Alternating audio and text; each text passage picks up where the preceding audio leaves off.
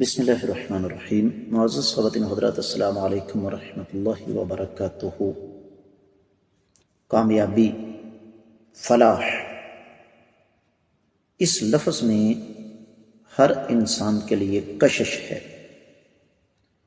آج کی آیت مبارکہ اس حوالے سے انتہائی زیادہ اہمیت کی حامل ہے کہ رب کائنات نے اس آیت مبارکہ میں ہمیں یہ بتایا ہے کہ ایمان والوں کے لیے کامیابی کی کنجیاں، کامیابی کی چابیاں کیا ہیں، کون کون سے ایسے کام ہیں جو اگر اہل ایمان کریں گے تو کامیابی ان کا مقدر بنے گی۔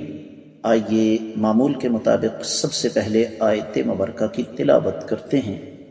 اللہ رب العزت ارشاد فرماتے ہیں،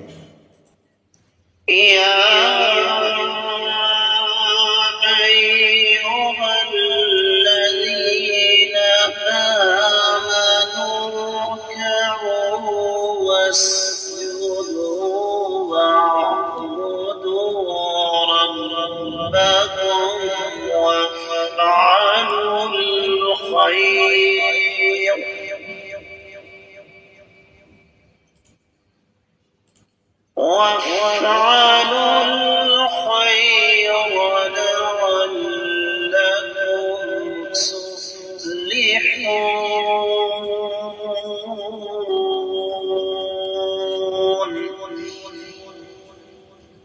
يا أيها الذين آمنوا اركعوا واسجدوا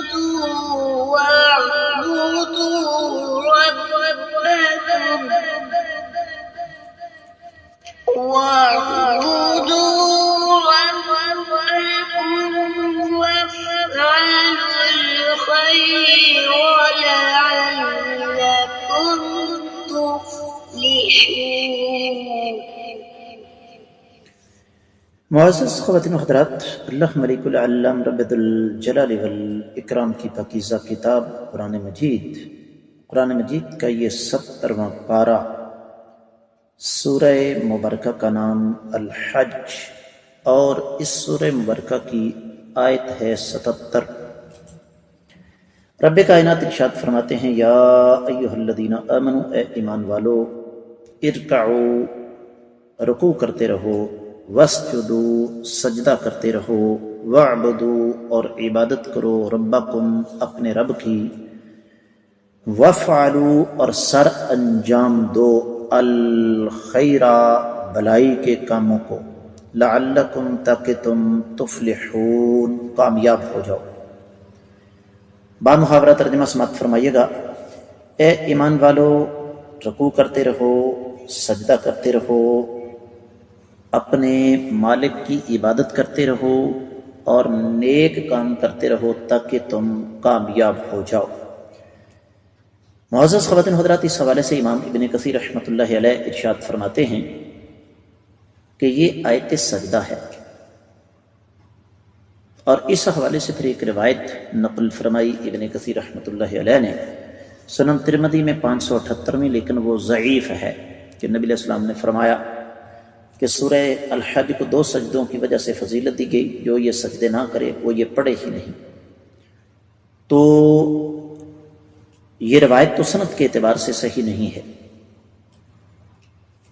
لیکن ابن کثیر رحمۃ اللہ علیہ ایک بات ہمیں یہاں سمجھاتے ہیں، اور وہ یہ ہے کہ رب کائنات نے یہاں پر جن باتوں کا حکم دیا ہے، ہمیں ان باتوں کا اہتمام کرنا چاہیے۔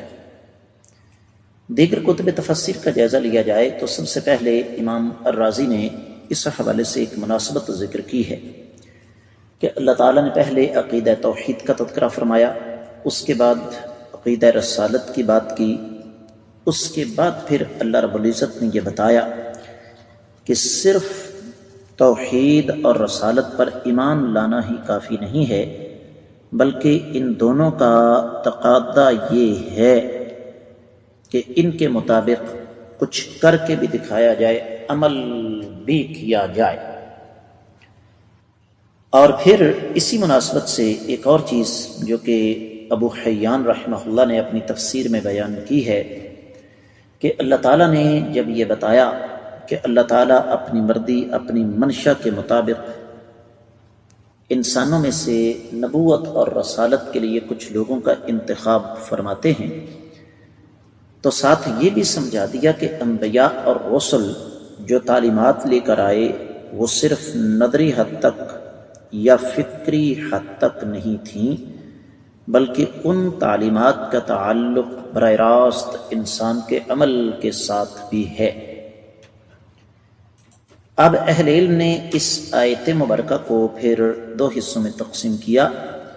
پہلا ہے یا ایھا الذین آمنوا ارکعوا واسجدوا واعبدوا ربکم، اس کی تفصیل آگے آئے گی، لیکن یہاں میں اختصار کے ساتھ امام ابن جریر اور پھر ماضی قریب میں ابن عاشور اور امام السعدی رحمہ اللہ نے جو کچھ فرمایا ہے اس کے بارے میں بتا دوں کہ اللہ تعالیٰ یہاں سمجھانا یہ چاہتے ہیں کہ نمازوں کا اہتمام کرو، اللہ تعالیٰ کے سامنے عاجزی انکساری کا اظہار کرو اور اللہ کی عبادت کے لیے مخلص ہو جاؤ، اور وفعلوا الخیر لعلکم تفلحون، نیکی کے کام کرو تاکہ تم کامیاب ہو جاؤ۔ امام رازی، امام شوکانی، امام ابن جریر اور امام ثعلبی وغیرہ فرماتے ہیں کہ اس میں خیر کے تمام کام آتے ہیں، چھوٹے سے چھوٹا، بڑے سے بڑا، مالی بھی، قولی بھی، فعلی بھی، بدنی بھی، اور یہ کامیابی کی چابیاں ہیں دنیا اور آخرت میں، جس طرح کہ سورۃ الاعراف میں اللہ فرماتے ہیں 56ویں آیت مبارکہ میں ان رحمت اللہ قریب من المحسنین، بلا شبہ اللہ تعالیٰ کی رحمت احسان کرنے والوں کے قریب ہے۔ سورۃ اللیل 5ویں، 6 اور 7ویں آیت مبارکہ فَأَمَّا مَنْ أَعْطَى وَاتَّقَى وَصَدَّقَ بِالْحُسْنَى فَسَنُيَسِّرُهُ لِلْيُسْرَى، جس نے اللہ کی راہ میں کچھ دیا، اللہ تعالیٰ سے ڈرتا رہا اور جس نے تصدیق کی، نیک کاموں کی، تو ہم اس کے لیے آسانیاں پیدا فرمائیں گے۔ اسی بات کو لے کر جب ہم وحدت و تفسیر کا رخ کرتے ہیں اسی آیت مبارکہ کو لے کر، تو ہمیں یہ پتہ چلتا ہے کہ صاحب تفسیر نے یہاں پر قدر تفصیل بیان فرمائی ہے، اور وہ فرماتے ہیں کہ اس آیت مبارکہ میں 4 چیزوں کا تذکرہ فرمایا رب کائنات نے۔